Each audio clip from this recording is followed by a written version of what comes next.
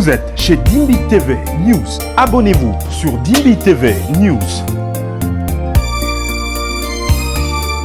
Abonnez-vous sur Dimbi TV News.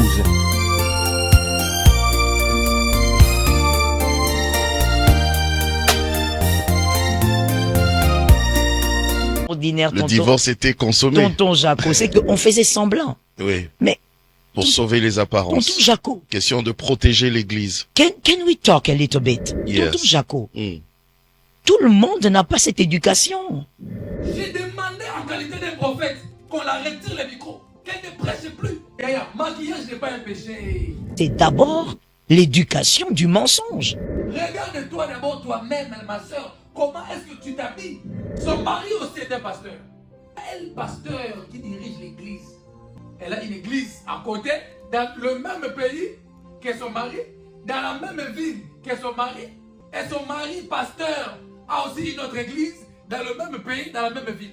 Ils sont déjà divorcés ministériellement. Je suis désolé de le dire à certains hommes et à certaines femmes en face. Tout le monde n'a pas été éduqué dans le mensonge. Toujours. Ok. Le cœur de l'homme est compliqué, pasteur Jaco. Wow. Et donc, tous les jours, il faut découvrir qui est Joël. Je ne suis pas là pour plaire aux hommes. Ok. Mais tout le monde n'a pas cette éducation. À tout ce qui s'est raconté en 2025, tonton Jaco. Le mariage n'est pas un jeu. Non, il n'est pas un jeu. Il y a des gens qui se sont même permis d'insulter mon père. Oh là Il y a des gens qui sont allés très loin. Tu l'acquises d'être impunique. Là, c'est ton père même. Amen. Oh non, je suis la femme d'un pasteur. Je sais ce que je vous dis. Je dis, oh, c'est ton mari même qui est impunique. Ah! Pas porter plainte. Oh, comme ça. De gros foulards comme ça, la tête. Tu mets pas de maquillage. J'ai demandé en qualité de prophète qu'on la retire le micro. Mes avocats. Parce que c'est une atteinte aussi mes avocats ont, à la personnalité, à je la me dignité. rappelle que j'ai deux de mes avocats qui m'avaient demandé de le faire. Il y a des choses très très bizarres qui se disent. Oui, Dieu m'a appris à vivre avec les coups de la vie. Il y a des gens malheureusement qui ne comprennent pas qu'il faut faire la différence entre donner votre opinion et toucher à la famille. Salut tout le monde, shalom, que le Seigneur vous bénisse, meilleurs vœux et bonne année, que l'année tout entière vous soit douce et légère. Bienvenue aux nouveaux abonnés, nous sommes désormais plus de 30 000 abonnés sur la chaîne et je vous remercie beaucoup, que le Seigneur vous bénisse abondamment. Si tu es là pour la première fois, abonne-toi sur Dimbi TV News pour ne rien manquer de nos prochaines publications. Et pour ceux qui ne me connaissent pas encore, je suis Dimbi Rebecca. Aujourd'hui, nous sommes le 2 janvier 2026. Je vous ai apporté la vidéo de Madame Joël Kabasele. Elle était invitée et au plateau des tontons Jaco. Enfin, Madame Joël Kabasele réagit. Et vous avez suivi au début de la vidéo. Est-ce que Madame Joël Kabasele a porté plainte? Et c'est grave ici. Voilà pourquoi j'ai toujours l'habitude de dire il faut faire très très attention à ce que vous dites sur les réseaux sociaux, à ce que vous dites peut-être en public. Cela pourrait vous causer préjudice. Et les avocats de Madame Joël Kabasele ont poussé le bouchon. Écoutons maintenant la réponse de Madame Joël Kabasele. Suivons la vidéo du début jusqu'à la fin. Merci de commenter, de liker et de partager. Et n'oubliez pas de laisser vos expériences dans les commentaires. Et n'oubliez surtout pas d'activer la cloche de notification pour être averti dès que nous publierons une nouvelle vidéo. Que le Seigneur nous bénisse tous. Shalom. Kimia Namabota Nabiso. Alors, 2025, oui, j'ai vécu des moments assez douloureux. Par exemple, j'ai perdu mon frère biologique en 2025. Sorry. Et ce n'était pas facile, surtout que j'étais en dehors du pays. Oui. Donc, la nouvelle arrive. Et vous n'êtes pas là pour faire le deuil avec vos frères. Et ce n'était pas facile. C'était très difficile. Mais Jésus est là. Jésus a été fidèle. Autre chose, je pense que, tonton Jaco, Dieu m'a appris à vivre avec les coups de la vie. Ok. Oui, Dieu m'a appris à vivre avec les coups de la vie.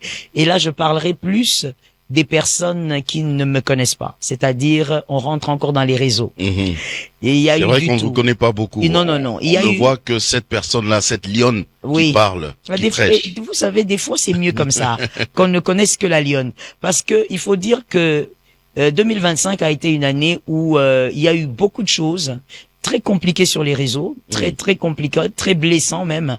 Il y a des gens malheureusement qui ne comprennent pas qu'il faut faire la différence entre donner votre opinion et toucher à la famille. Il y a des gens qui se sont même permis d'insulter mon père.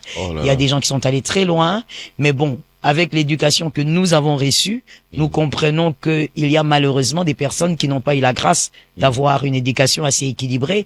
Et d'ailleurs que j'ai déjà pardonné. Et j'ai appris à vivre avec ce genre de coups. Vous n'avez pas porté plainte? Non. Mes avocats. Parce que c'est une atteinte aussi. Mes avocats ont. À la personnalité, à je la me dignité rappelle que j'ai 2 de mes avocats qui m'avaient demandé de le faire, qui étaient vraiment très chauds pour ça. Mais je leur ai dit, c'est pas ce que Dieu m'a dit. Si je n'avais reçu aucune instruction venant de Dieu, je l'aurais peut-être fait. Mais Dieu m'avait déjà parlé avant même que tout n'arrive. Et Dieu m'avait donné des ordres. Et moi, j'obéis à Dieu beaucoup plus qu'aux hommes. Vous avancez malgré la douleur, malgré les embarras, malgré les déceptions, les chocs et tout ça. Oui. Comment vous faites? Ah, c'est pas facile, hein. C'est pas facile, tonton Jaco, mais je m'appelle. J'aimerais bien avoir un cœur de lion comme vous. c'est pas facile, mais sincèrement parlant, je crois que ce fameux père que nous connaissons, c'est-à-dire mon père biologique, m'a éduqué d'une certaine manière, depuis toute petite, à résister à certains Vous avez appris vents. qu'il était dur aussi. Oh oui. Surtout Un ancien militaire, donc il est devenu pasteur par miracle, ça c'est une autre histoire. Et donc on a grandi dans cette discipline-là, hein. Notre famille était plutôt une armée qu'une famille. Donc déjà mon père, ma mère, ils ont su me communiquer quelque chose, m'apprendre que dans la vie, Joël, se définir par rapport à ce que les gens disent, c'est mourir. Donc il faut savoir qui on est par soi-même et bien sûr par ce que Dieu dit. Et en dehors de ça, il faut le dire, pasteur, j'ai beaucoup été soutenu par mon mari, mes enfants. Voilà. Bizarre, donc, comme par hasard. Voilà. Donc, quand il y a des choses très bizarres qui se disent, des choses évidemment totalement fausses, quand j'arrive chez moi à la maison et que à un moment donné, je me rappelle même ma deuxième fille, des fois elle faisait exprès de ne pas dormir parce que elle a l'heure du dodo, mais elle m'attendait. Et quand j'arrive, je lui dis mais t'es pas au lit. Et puis elle vient, elle me fait un câlin. Et puis elle me dit maman, nous on te connaît, nous on sait qui tu es. Et c'est ce qui compte. C'est mignon. Et ça me fait du bien. Oui. Et je dors comme un bébé. Donc, il y a eu ma famille. Il y a eu aussi, évidemment, le Saint-Esprit. Amen. Il m'a beaucoup soutenu. Amen. Surtout, comme je vous le dis, avant que la plupart des événements n'arrivent, il me le disait. Il me dit, Joël, quelque chose va venir. Voici ce qui va arriver. Mais voici ce qui va se passer. Et voici ce que moi je ferai. Et voici ce que tu dois faire. Et il était toujours très dur avec moi. Je pense que, évidemment, il me connaît tellement bien qu'il se dit, celle-là, je dois lui donner des ordres pour qu'elle se rende. J'ai posé la question expressement parce que les gens, ils disent, quand ils vous regardent, c'est comme si vous ne pleurez jamais, c'est comme si vous n'avez jamais mal. Alors, j'ai appris à ne pas pleurer. Peu importe ce qui se passe. J'ai appris. Même pas mal. Non, j'ai appris à ne pas pleurer pour tout. J'ai appris à ne pas pleurer pour ce qui gaspille mon temps. J'ai appris à ne pas pleurer pour ce qui ne changera pas. Maman, c'est difficile, hein? C'est difficile, mais possible. Ouais. J'ai appris à ne pas pleurer pour des choses qui ne m'apporteront aucune solution pérenne. Et j'ai appris à pleurer auprès du Christ quand il le faut. Yes. That's all. Yes. Donc, quand vous avez mal, c'est auprès c'est auprès de Jésus. C'est mon meilleur ami. Ou sur l'épaule de votre mari aussi. Oui, quand justement, quand ce sont des choses qui des fois m'amènent à me poser beaucoup de questions, surtout sur mon ministère. Vous avez raison, c'est auprès de lui que je pleure. J'ai dit mais attends, franchement, le ministère là, il me dit tu as le manteau pour ça, tu as les épaules pour ça. Et après quelques minutes, on se relève et ça va. Est-ce que ça vous est déjà venu à l'idée de dire j'en ai marre, je continue plus, c'est bon, j'ai ma dose, c'est bon, j'arrête? Alors, ça m'est arrivé quand j'avais, je crois, 3 ans de ministère. Hein? Oui, quand j'avais 3 ans de ministère, À mes 3 années de ministère, ça m'est arrivé. J'ai dit non, je craque. Là, j'en peux plus parce que c'est que je fais. J'ai l'impression que je n'ai pas les résultats escomptés, mais en même temps, j'ai l'impression que je suis combattu pour une couronne que je n'ai pas. Et et donc j'étais épuisé. Et là, pour la deuxième fois, parce que la première s'est passée quand j'avais 11 ans, mais pour la deuxième fois, j'ai vu un ange entrer dans ma chambre et il m'a parlé de manière très audible, très claire, comme je t'entends. Il m'a dit, Joël, plus jamais pleurer avec ces genres de mots. C'est-à-dire vouloir abandonner. Le jour où tu répètes, c'est le jour où tu verras une épée. Une épée, aujourd'hui, je ne sais pas ce que ça veut vraiment dire, mais en tout cas, tout ce que je sais, c'est que l'épée, c'est pas bon. C'est pas bon. Non, alors, depuis là, j'ai appris à ne pas penser abandonner. C'est pas possible. Si j'abandonne aujourd'hui, j'aurai échoué.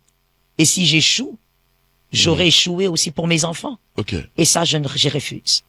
Je refuse. Mes enfants doivent réussir. Et pour qu'ils réussissent, je suis obligé de réussir. Amen.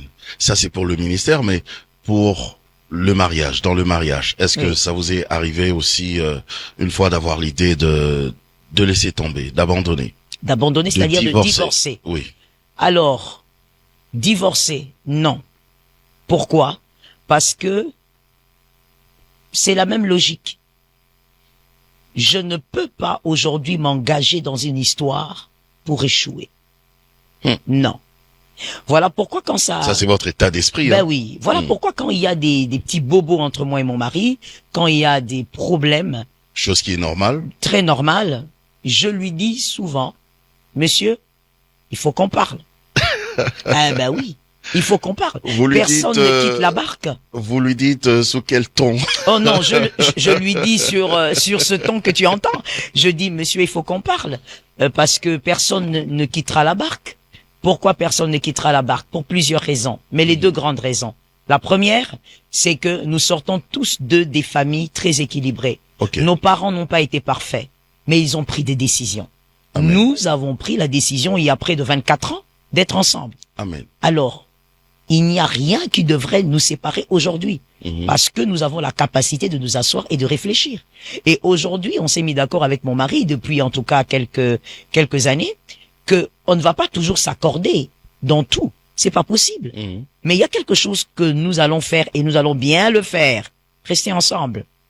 Jusqu'après plus de 24 ans, on est là. Vous continuez à vous apprendre. Toujours. Le cœur de l'homme est compliqué, pasteur Jaco. Et donc, tous les jours, il faut découvrir qui est Joël. Tous les jours, il faut découvrir qui est Timothée.